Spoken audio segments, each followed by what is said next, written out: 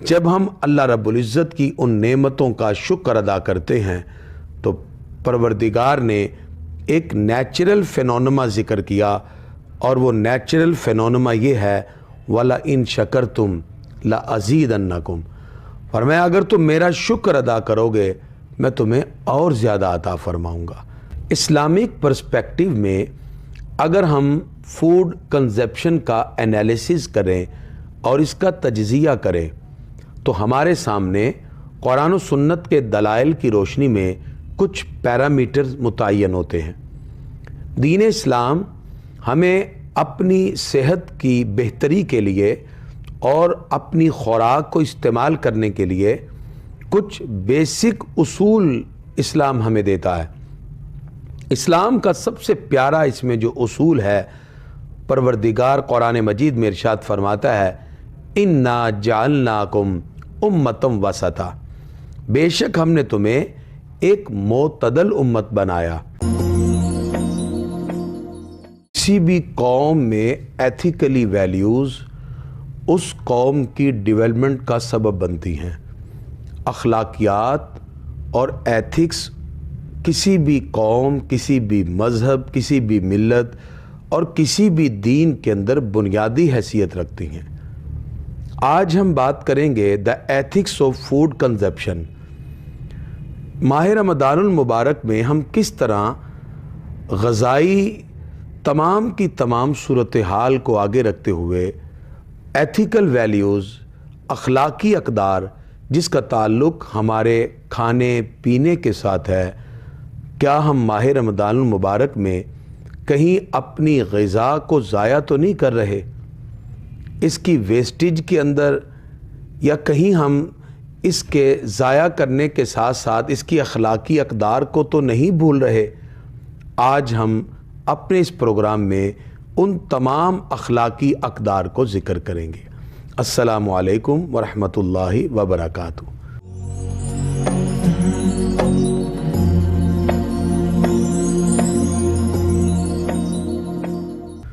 دین اسلام نے ہمیں جہاں بہت سے تصورات دیے، اسلام ہمیں عبادات کی بات کرتا ہے، اسلام ہمیں معاملات کا درس دیتا ہے، اسلام ہمیں اخلاقیات کی بات کرتا ہے، اسلام نے عقوبات کا تصور دیا، اسلام نے اپنی پریکٹیکلی پرفارمنس کے اندر معاشرے میں رہتے ہوئے مابین لوگوں کے تعلقات کو جہاں ذکر کیا، وہیں اسلام نے اپنی ایتھیکلی ویلیوز میں، اخلاقی اقدار میں غذا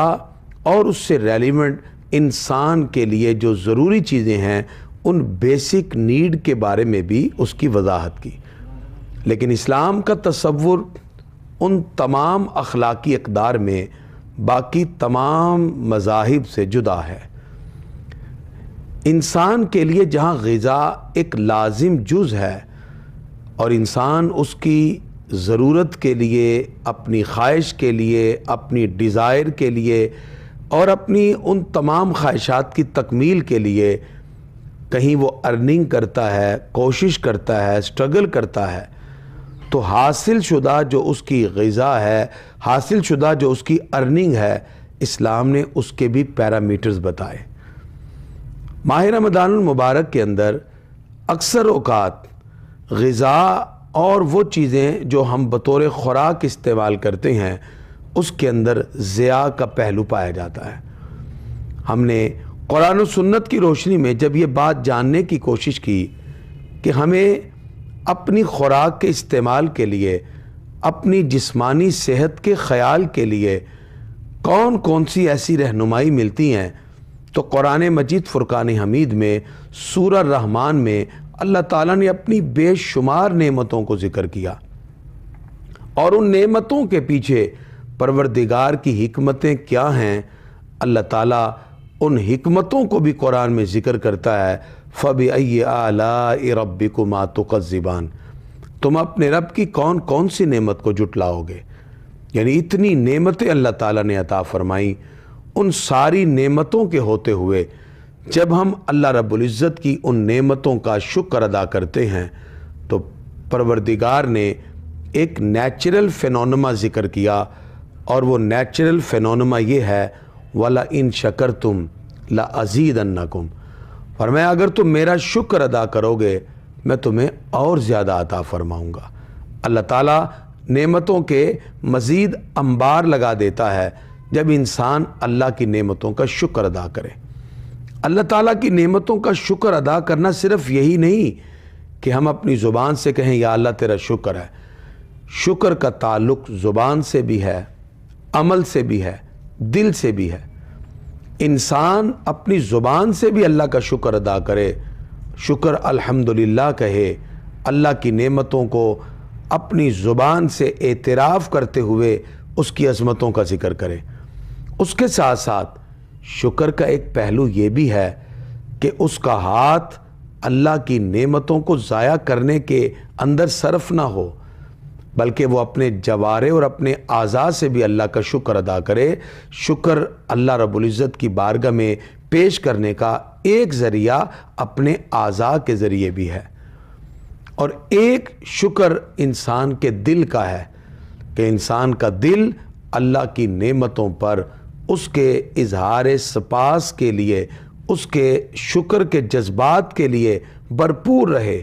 اور جب موقع ملے وہ اپنے دل کی اتھاہ گہرائیوں سے پروردگار کی نعمتوں کا شکر ادا کرتے ہوئے اللہ تعالیٰ کی نعمتوں پر، اس کے احسانات پر اور اس کی عظمتوں پر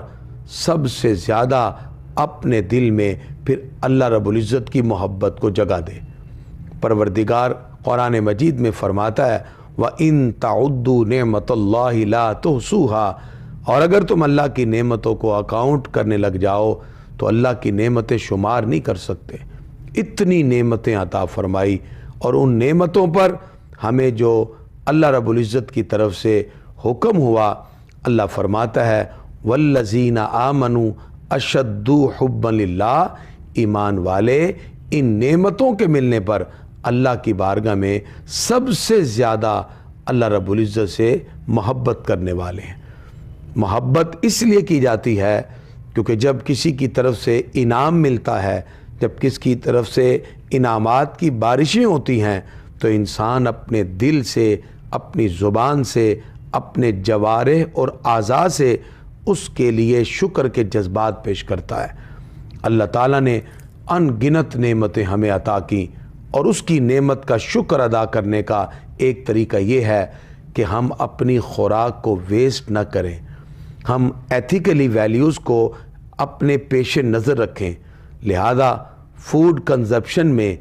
جو اللہ رب العزت نے ہمیں استعمال کے طریقے عطا کیے اور اس کے مطابق ہم اللہ کی نعمتوں کو استعمال کرتے ہیں، تو ہمیں استعمال کے ساتھ ساتھ اپنے رب کی نعمتوں کو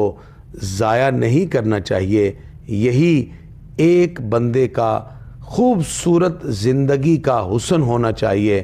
کہ وہ اللہ رب العزت کی ان نعمتوں کا شکر ادا کرتے ہوئے اس کا صحیح طور پر استعمال کریں۔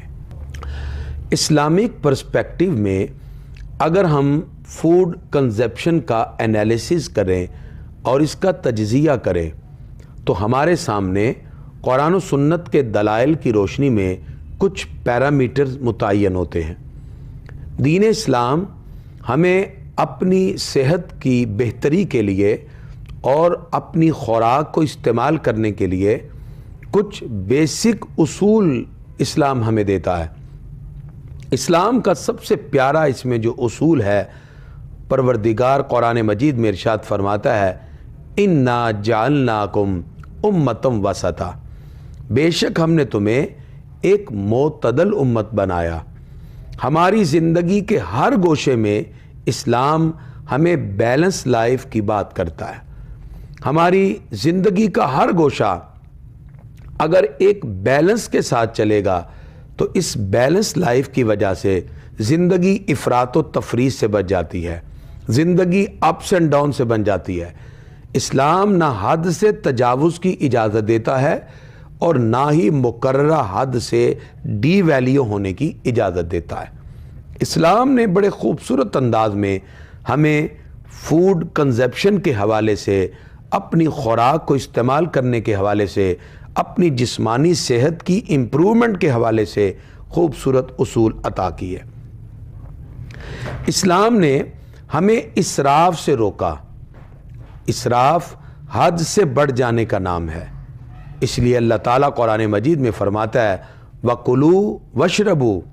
اور کھاؤ اور پیو، وَلَا تُسْرِفُوا، اور اسراف نہ کرو۔ اسراف باؤنڈری لائن کو کراس کرنے کا نام ہے۔ آپ کی جتنی بیسک نیڈ ہیں آپ اس کے مطابق کھائیں۔ آپ کسی فنکشن میں گئے، آپ کسی پروگرام میں گئے، آپ کی کسی نے دعوت کی، آپ کو کھانے کے لیے بہت سی چیزیں ملی، آپ افطاری میں ہیں، آپ سحری میں ہیں، لیکن اب آپ کے اختیار میں یہ سب چیزیں ہیں کہ کھانے کو تو بہت کچھ سجا ہے،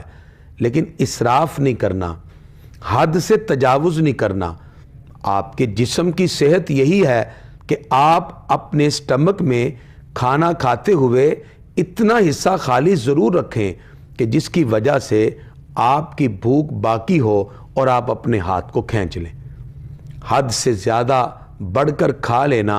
اور پھر اسی طرح اپنی چیزوں میں حدود کو کراس کر جانا، اس کو اسلام نے ایک اور کانسیپٹ میں فضول خرچی بھی کہا۔ اللہ تعالیٰ ارشاد فرماتا ہے ان المبذرین کانوا اخوان الشیاطین، فرمایا کہ جو مبذرین ہیں یعنی فضول خرچ، لا محالہ کسی چیز پہ پیسہ خرچ کرتے جانا اور اپنی بیسک نیڈ سے بھی زیادہ چیزوں کو لے لینا اور پھر اس کو ضائع کر دینا۔ یعنی ایک تو یہ ہے کہ نا آپ اس کو استعمال کریں، آپ نے کسی پروگرام میں گئے، آپ نے پلیٹ میں جو چیز چاہیے تھی وہ ڈالی اور اس کو پھر کھایا بھی۔ ایک ہے کہ آپ نے پلیٹ میں ڈالنے کے بعد پھر اس کو یوں ہی ویسٹ کر دیا، آپ نے اس میں سے تھوڑا سا کھایا۔ وہ جو ویسٹیج ہے اسلام اس کی اجازت نہیں دیتا، کیونکہ آپ نے اپنی ضرورت کے تحت تو وہ لیا، لیکن آپ نے ضرورت کو مکمل کرنے کی بجائے پھر اس کو ویسٹ کر دیا، یا تو اس وجہ سے کہ آپ کو اس کا ٹیسٹ اچھا نہ لگا، یا اس وجہ سے کہ آپ کو اب اس کی ضرورت نہیں، تو آپ ابتدا سے ہی تھوڑا لیں۔ نبی کریم صلی اللہ علیہ وسلم اس کی باقاعدہ تعلیم فرماتے۔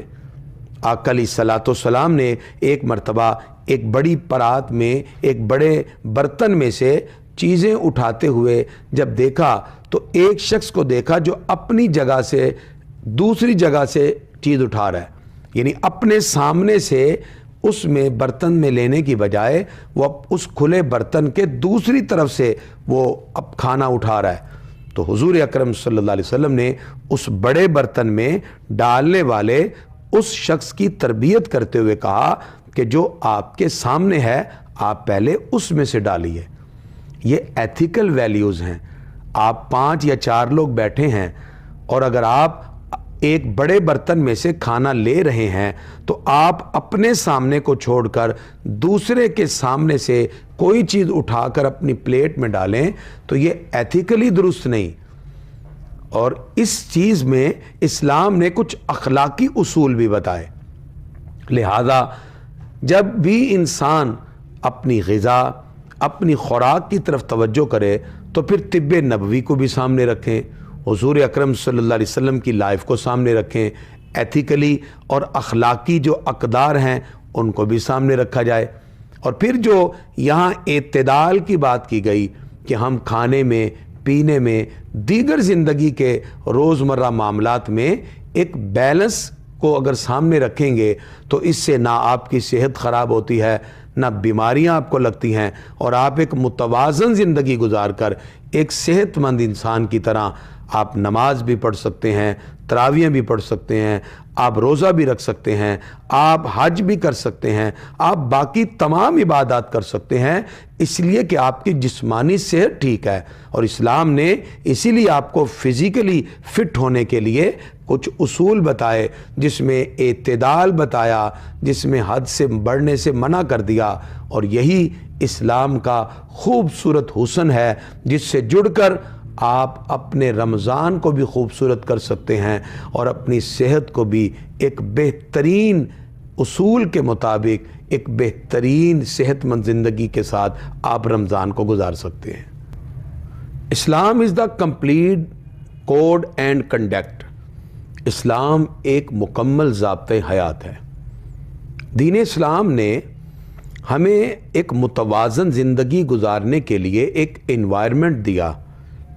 اس انوائرمنٹ میں رہتے ہوئے، اس ماحولیات میں رہتے ہوئے آپ اپنے گرد و نواح پر بہت سے ایفیکٹس مرتب کرتے ہیں. آپ کا ماحول، آپ کا انوائرمنٹ آپ کو ایک خوبصورت شخصیت کو نکھارنے میں ممد و معاون ہوتا ہے. انسان جس وقت اپنے انوائرمنٹ کو خوبصورت کرتا ہے اپنے ایتھیکلی ویلیوز کے ساتھ، اپنی اخلاقی اقدار کے ساتھ، تو اس سے اس کی ذات اور اس سے جتنے بھی ریلیونٹ لوگ ہوتے ہیں وہ جڑے ہوئے بھی اس سے فائدہ اٹھاتے ہیں. در حقیقت ماہ رمضان المبارک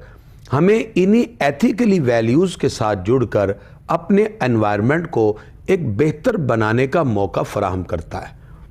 ماہ رمضان المبارک میں سحری اور افطاری کے اوقات، پھر اس کے اندر ایک لیمیٹڈ ٹائم کے لیے آپ کا سحری کے لیے اٹھنا، افطاری کے لیے آپ نے ایک باقاعدہ دسترخوان کو سجانا، اس میں سادگی کو اسلام نے بہت خوبصورت انداز میں پسند کیا. حضور اکرم صلی اللہ علیہ وسلم کا کھجور سے روزہ کھولنا، دودھ کا استعمال، جو کے دلیے کا استعمال، جو کی روٹی کا استعمال، یہ ایک سادگی کی ایسی مثال ہے جو آقا دو جہاں صلی اللہ علیہ وسلم کی زندگی سے ہمیں بھی اپنانی چاہیے. اگر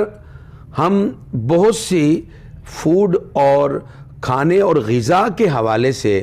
چیزوں کا جائزہ لیں تو اس میں انسان کی معاشی، معاشرتی، اخلاقی بہت سی چیزوں کا اظہار ہوتا ہے. ایک شخص انڈیویجول اور کولیکٹیولی اپنی ذاتی زندگی اور اپنے اجتماعی معاملات میں جس وقت ایک سادگی کا عنصر اپناتا ہے تو اس کے بینیفٹس اس کو یوزلی بھی ملتے ہیں اور کولیکٹیولی بھی ملتے ہیں. پھر اس کے ساتھ ساتھ اس کو ایتھیکلی اور مورلی اور اسپرچویلٹی بھی نصیب ہو جاتی ہے. جس وقت روحانی اور اخلاقی اقدار نصیب ہوتی ہیں تو پھر انسان میں سیکریفائس کا جذبہ پیدا ہوتا ہے، ایثار کا جذبہ پیدا ہوتا ہے. پھر اپنی ضرورت پر دوسرے کی ضرورت کی ترجیح انسان کی زندگی کا مطمع نظر بن جاتا ہے. اسلام یہی چاہتا ہے کہ انسان کسی اور کی ضرورت کو بھی مد نظر رکھے. یہ جو ایثار ہے، یہ جو سیکریفائز کرنا ہے،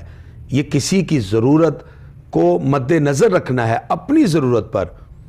یہ وہ خوبصورت طریقہ ہے جو آپ میں روحانیت کے ساتھ متصف ہوتا ہے اور اس کی پریکٹیکلی تمام صورتیں ماہ رمضان میں نصیب ہو جاتی ہیں. اس لیے فوڈ کنزمپشن کے اندر جس وقت آپ ان ایتھیکلی ویلیوز کے ساتھ ایک اسپرچویلٹی میں، روحانیت میں جڑتے ہیں تو پھر آپ کو انفرادی زندگی سے لے کے اجتماعی زندگی تک، آپ کے فیملی ماحول سے لے کر آپ کے گرد و نواح تک لوگوں میں چینجنگ آنا شروع ہو جاتی ہے. کیونکہ آپ کا اپنی غذا کو سادہ رکھنا اور سادگی کو اپنا کر پھر اس کو اپنے گھر اور اپنی فیملی میں نافذ کرنا، اس کے اثرات آہستہ آہستہ مرتب ہونا شروع ہو جاتے ہیں. جسمانی صحت کے ساتھ ساتھ پھر بہت سے انسان کو بینیفٹس ملتے ہیں جو اس کے معاشی بھی ہیں، معاشرتی بھی ہیں، اخلاقی بھی ہیں. یہ انسان کا وہ خوبصورت طرہ امتیاز ہے، یہ وہ حسن ہے جو انسان کی ذات سے وابستہ ہو کر دوسروں کو بھی ایک خوبصورت پیغام منتقل کر دیتا ہے.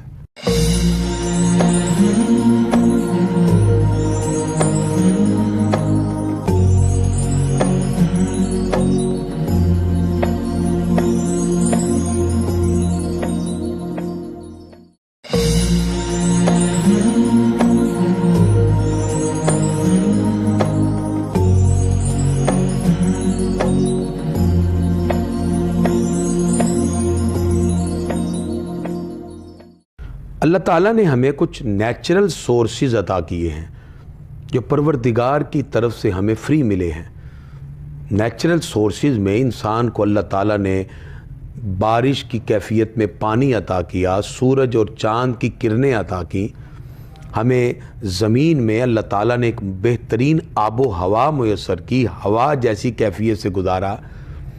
یہ ساری کی ساری چیزیں وہ نیچرل سورسز ہیں جس کو یوز کر کے ہم ایک بہترین انوائرمنٹ کو بہترین انداز میں ترتیب دے سکتے ہیں۔ حضور اکرم صلی اللہ تعالی علیہ وسلم نے مدینہ منورہ میں باقاعدہ کھجور اور زیتون کی کاشت کے لیے آبپاشی کا ایک خوبصورت سسٹم لوگوں کے سامنے ذکر کیا، صحابہ کرام کی حوصلہ افزائی فرمائی۔ اس کا مطلب کہ جس وقت انسان اپنی غذائی ضروریات کی تکمیل کرتا ہے، اس کو نبی کریم صلی اللہ علیہ وسلم کی زندگی کے اس پہلو کو بھی دیکھنا چاہیے۔ خود حضور اکرم صلی اللہ علیہ وسلم نے بچپن سے بکریاں چرانا شروع کی، پھر آپ نے تجارت کو بطور پیشہ اختیار کیا، اور آپ نے تجارت میں اپنی امانت و دیانت سے غیروں کو بھی اپنے قریب کر لیا۔ پھر حضور اکرم صلی اللہ علیہ وسلم نے ترغیب دلائی، اور صحابہ کرام جو تجارت سے جڑے ہوئے تھے، آبپاشی کے نظام سے جڑے ہوئے تھے، انہوں نے زراعت کے ساتھ جڑ کر اللہ تعالیٰ کی ان نعمتوں سے استفادہ کیا۔ اس کا مطلب کہ انسان اپنی غذائی ضروریات کے لیے یقیناً ان پیرامیٹر سے اور ان اصول و ضوابط سے فائدہ اٹھا سکتا ہے، لیکن اس کے اندر جو اسلام نے روحانی پہلو رکھا، وہ روحانی پہلو یہ تھا کہ ان تمام کی تمام چیزوں کے اندر انسان انہی باؤنڈری لائن کو اور لیمیٹیشن اور حدود و قیود کو اپنے پیش نظر رکھے گا جو اسلام نے مقرر کر دی۔ اسلام نے لافل ارننگ کا تصور دیا، کسب حلال کی بات کی۔ حضور اکرم صلی اللہ علیہ وسلم تو اس شخص کو خود اپنے ہاتھ سے کلہاڑی بنا کر دے رہے تھے کہ جو دستے سوال دراز کرنے آیا، آپ نے فرمایا اس کلہاڑی کو لے کے جا اور لکڑی کاٹ کے آ، اس لیے کہ القاسب حبیب اللہ، ہاتھ سے کمانے والا اللہ کا دوست ہوتا ہے۔ حضور اکرم صلی اللہ تعالی علیہ وسلم نے ترغیب دلاتے ہوئے صحابہ کرام کہ جنہوں نے اس عمل کے لیے، رزق حلال کے لیے اور اپنی غذائی ضروریات کی تکمیل کے لیے کوششیں کی، نبی کریم صلی اللہ علیہ وسلم نے ان کے لیے عبادت کے حوالے سے فرامین ارشاد فرما دیے۔ سرکار دو عالم علیہ الصلوۃ والسلام مجلس میں بیٹھے ہیں، اور یہاں تک کہ ایک نوجوان وہاں سے گزرا، کچھ دیر سرکار کی محفل میں توقف کیا، ٹھہرا، اور پھر جا کے اس نے اپنی دکان کھولی اور کاروبار شروع کیا۔ لوگوں نے کہا کاش یہ یہیں بیٹھا رہتا اور دکان کی طرف نہ جاتا اور حضور صلی اللہ علیہ وسلم کی باتیں ہی سنتا رہتا۔ نبی کریم صلی اللہ علیہ وسلم فرماتے نہیں، اگر یہ اپنے بیوی بچوں کے لیے پیٹ پالنے کے لیے گیا ہے تو اس کا رزق کمانا بھی اس کے لیے عبادت کا درجہ رکھتا ہے۔ تو اس لیے اسلام نے اس مقام پر اپنی غذائی ضروریات کو پورا کرنے کے حوالے سے بھی رزق حلال کی طرف ترغیب دلائی، اور خود حضور اکرم صلی اللہ علیہ وسلم اس پر عبادت کے حوالے سے ارشاد فرما رہے ہیں۔ تو معلوم یہ ہوا کہ انسان کو اپنی غذائی ضروریات کی تکمیل کے لیے جو کاوش اور کوشش کرنی چاہیے، اس کے پرسپیکٹیو میں اسلام کے اصول کو مد نظر رکھنا چاہیے۔ اس دور کے تقاضوں کے مطابق اس دور میں ارننگ کی گئی، آج کے دور کے مطابق ہمارے پاس ڈیفرنٹ سورسز ہیں، ان سورسز کے ذریعے ہم اپنی ارننگ کی کوشش کرتے ہیں۔ ہمارا کاروبار کرنا، تجارت کرنا، جاب کرنا، اس کے اندر بھی اگر ان تمام ایلیمنٹ کو سامنے رکھا جائے، رزق حلال کے تصور کو سامنے رکھتے ہوئے، تو یہ انسان کے لیے برکت کا سبب بھی بنتا ہے، اور اللہ اس کے رسول کی رضا اور خوشنودی کا سبب بھی بنتا ہے۔ اور حضور اکرم صلی اللہ علیہ وسلم نے خود پریکٹیکلی صحابہ کرام کے سامنے اپنی زندگی کو نمونہ عمل پیش کرتے ہوئے بتا دیا کہ کس طرح اپنی غذائی ضروریات اور رزق حلال کے لیے تم تگ و دو کر کے اللہ کی بارگاہ کا قرب حاصل کر سکتے ہو۔ ماہ رمضان المبارک روزہ رکھنے کا مقدس مہینہ ہے۔ اس ماہ میں ہم اللہ کی رضا کے لیے اور اس کی خوشنودی کے لیے ایک وقت مقرر تک کھانے پینے اور دیگر خواہشات سے رک جاتے ہیں۔ ماہ رمضان المبارک کا پیغام کیا ہے؟ یہ صرف کھانے پینے سے روکنا نہیں ہے، اس کے لیے اسلام نے جو ہمیں حکم دیا بے شمار اس کی حکمت پوشیدہ ہیں۔ میڈیکلی آج بھی پروف ہے کہ stomach mother of the body ہے. آپ کا معدہ یہ جسم میں مرکزی حیثیت رکھتا ہے. جب ہم پورے 11 ماہ اس میں کھانے پینے کے دیگر معاملات سے گزرتے ہیں تو پھر 1 ماہ ایک مقرر وقت تک ہمیں صبح صادق سے غروب تک کھانے پینے سے روک دیا گیا، جس کی وجہ سے بے شمار بیماریوں سے اللہ نجات دے دیتا ہے. انسان جس وقت ان بیماریوں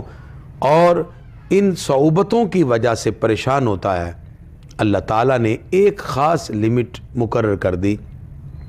اور اس میں انسان اللہ کی رضا کے حصول کے لیے کوشش کرتے ہوئے اپنی صحت اور اپنی فزیکلی جو ڈیولپمنٹ ہے اس کے حوالے سے ایک بہترین موقع اس کو نصیب ہوتا ہے. ماہ رمضان المبارک میں اپنی غذائی صورتحال پر غور کیا جائے. اپنی سحری کو سادہ رکھیں، اپنی افطاری کو سمپل رکھیں. سادہ غذا انسان کی سادگی کے ساتھ ساتھ اس کی بہت سی بیماریوں کو دور کر دیتی ہے. لہذا رمضان المبارک میں زیادہ چکنائی والی چیزوں کو یوز کرنا یا زیادہ ایسی چیزوں کو یوز کرنا جو آپ کے معدے کو پورا دن خالی رہنے کے بعد میں کسی نہ کسی بیماری کی طرف لے جائے، تو یہ اصل مقصد روزے کا نہیں ہے. روزے کا اصل مقصد تو یہی ہے کہ آپ تھوڑا سا معدے کو اب آرام دیں، اپنی جو غذائی کیفیات اور کنڈیشن اور عادتیں ہیں اس کو تھوڑا سا چینج کریں. اور جس وقت آپ ان طبی چیزوں کو بڑے طریقے کے ساتھ اپنا کے پھر آپ روزہ رکھتے ہیں تو پھر آپ کے جسم پہ اس کے اثرات ضرور مرتب ہوتے ہیں. فزیکلی بھی آپ مضبوط ہو جاتے ہیں، آپ بہت سی بیماریوں سے بچ جاتے ہیں. مستقبل میں اگر انسان ان غذائی صورتحال کے پس منظر میں یہ دیکھنا چاہے کہ کیسے فوڈ ایگزیمپشن کے ساتھ، فوڈ کنزپشن کے ساتھ وہ اپنے آپ کو بہتر سے بہتر کر سکتا ہے، تو اس کے لیے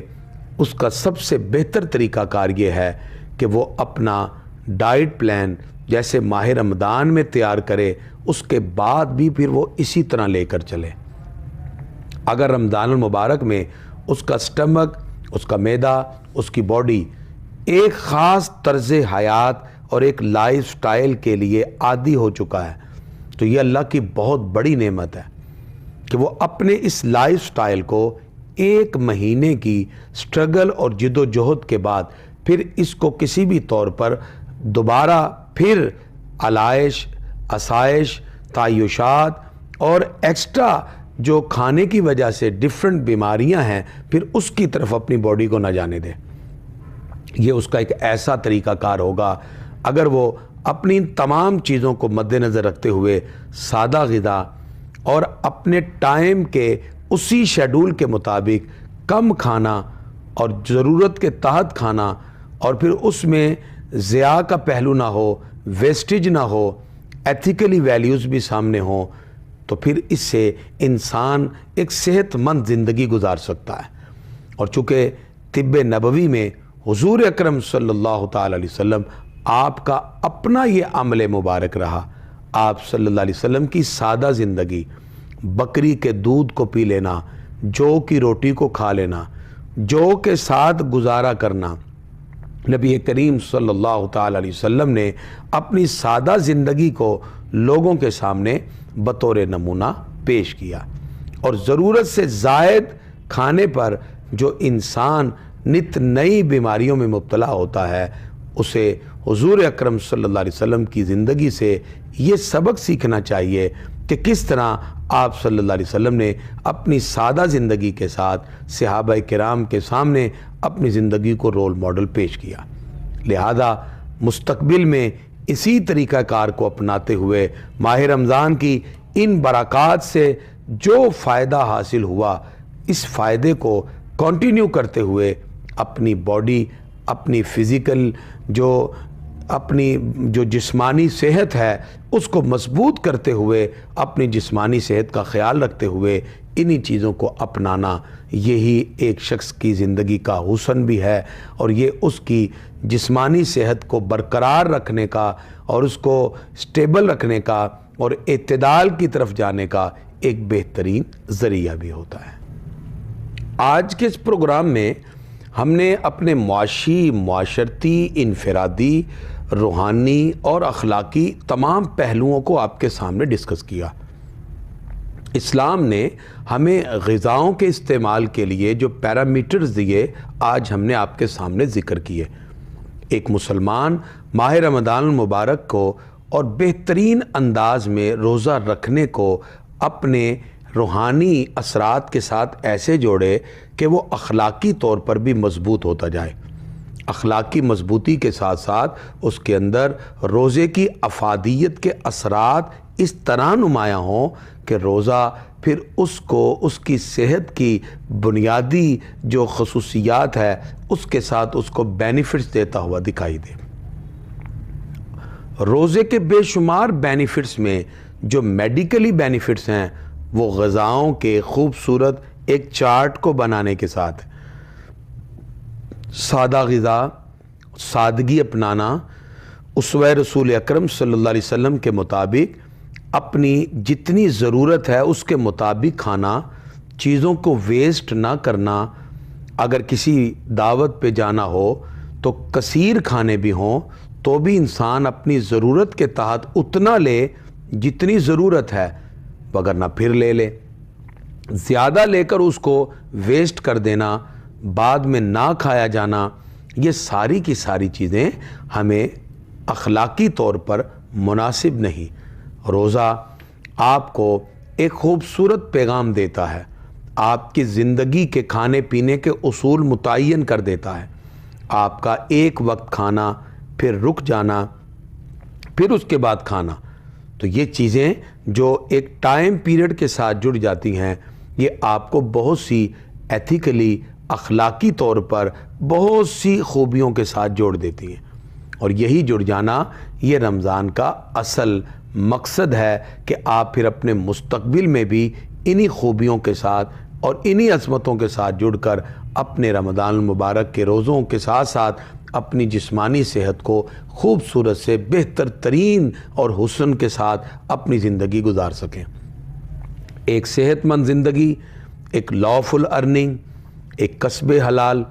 ایک اللہ اس کے رسول کے پیرامیٹرز اور باؤنڈری لائن کو مد نظر رکھتے ہوئے ان چیزوں کو اپنانا، یہ مومن کی بہترین کامیابی ہے، اور یہی اس کا اصل ثمرہ ہے، اور یہی اس کے لیے کامیابی کی نوید ہے کہ وہ اللہ اس کے رسول کے احکام کے مطابق اپنی زندگی گزاریں۔